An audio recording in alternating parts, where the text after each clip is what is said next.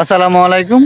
ভোর রাত ৩টা থেকে বৃষ্টি শুরু হয়েছে, আর মাত্র ২ থেকে ২.৫ ঘন্টা বৃষ্টিতে দেখেন নোয়াখালীর অবস্থা। এই যে ফসলের জমিনে পানি জমে গেছে অলরেডি। এই যে পানি, সোয়াবিনগুলা এখন পানির নিচে। একদিন রোদ হইলে কিন্তু এই সোয়াবিনগুলা কাটার সুযোগ ছিল, কিন্তু এখন পানি হওয়াতে তো মনে হয় খুব সহজে কাটা যেত না, কারণ এখন জমিনে প্রচুর পরিমাণ পানি, প্রায় 5 ইঞ্চির মতো পানি জমিনে জমে গেছে। এই যে এই সাইড দেখে যে সোয়াবিনগুলা কাটি কাল দিয়ে রেখেছে, এগুলো এখন পানির নিচে। একদিন অথবা তার বেশি সময় থাকলে চারা ফুটে যাবো, সোয়াবিনগুলো নষ্ট হয়ে যাবো।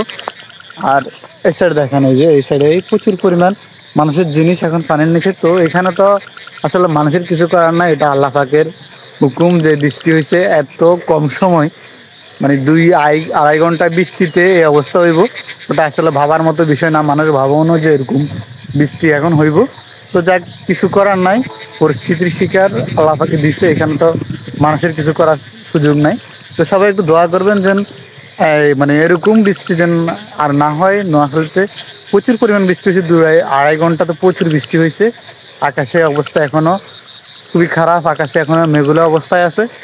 তো এভাবে বৃষ্টি হলে মানুষের যে ফসলগুলা হয়েছে এগুলা এখন নষ্ট হওয়ার পথে, প্রায় নষ্ট হয়ে যাবে।